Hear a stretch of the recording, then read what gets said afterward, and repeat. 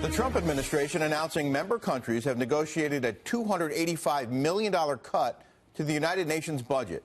This comes after UN Ambassador Nikki Haley last week threatened to cut back on contributions, saying America was tired of getting disrespected by the world body, reacting angrily after more than 100 countries, including some of our closest allies, voted to condemn the U.S. decision to recognize Jerusalem as the capital of Israel. The ambassador, in a statement, saying, quote, "This historic reduction in spending, in addition to many other moves toward a more efficient and accountable UN, is a big step in the right direction. While we are pleased with the results of this year's budget negotiations, you can be sure we'll continue to look at ways to increase the UN's efficiency while protecting our interests." Over the weekend, Guatemala, which voted in support of the U.S., announced plans to move its embassy to Jerusalem. Let's bring in Ambassador John Bolton, former U.S. ambassador to the UN, Fox News contributor, and senior fellow for the American Enterprise Institute. Good morning, Ambassador. Good morning. Glad to be with you. I'm wondering if Nikki Haley read your editorial in the Wall Street Journal, because you were calling for a reduction in money being given to the United Nations.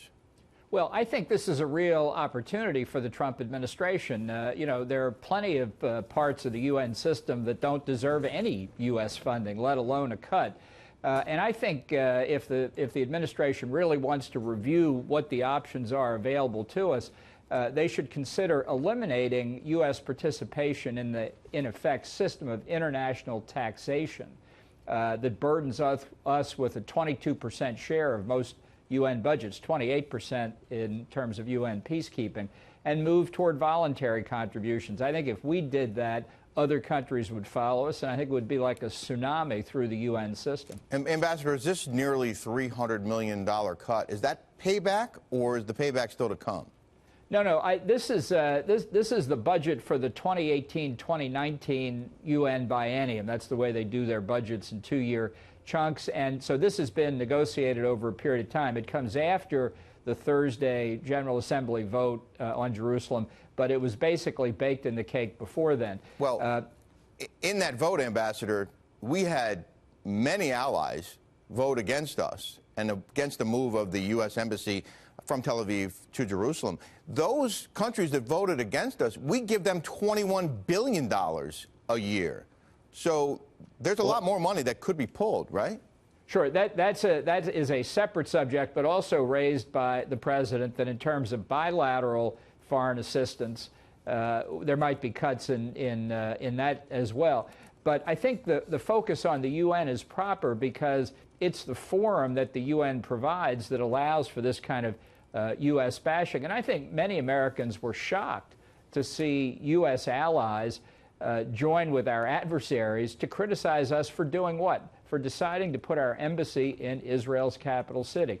So, you know, this is one of these catastrophic mistakes that the UN makes from time to time, but it's why it gives the Trump administration a real opportunity to say no more business as usual. But it's not a surprise to see the UN vote against the U.S. on the subject of Israel, or to target Israel in the General Assembly. Well, it's not coincidental at all. Indeed, it's something that I think the majority in the General Assembly got used to during the Obama administration. Maybe they didn't realize there was a new president, but I think that's going to come. I think it's now really up to the administration to come up with what its plan will be. But I think it would find great receptivity in Congress and may even have a political impact in an election year as well. As someone who knows the UN very well, sir, what impact might this $285 million cut actually have? Listen, there's nothing that speaks like American money at the UN, and when we don't put our money where our mouth is, frequently we're just ignored. I think this cut was something based on agreement with a lot of the other countries, so in that sense it's not so revolutionary, but the stage is now set for some pretty dramatic steps, and I think the administration would be well advised to do that. For example, I think we should withdraw from the UN Human Rights Council. I think we should totally defund it. I think it's just pure theater.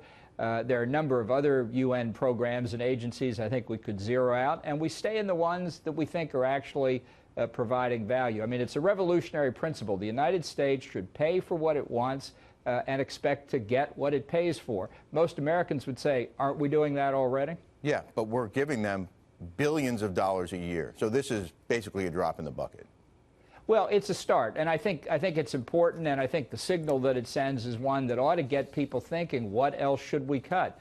Looking at the multilateral development banks around the world that provide subsidized loans to countries that are competitors of the United States in the international marketplace. I would think that's something the Trump White House would want to look at as well. Ambassador John Bolton, we appreciate your insight this morning. Thanks very much. Glad to be with you.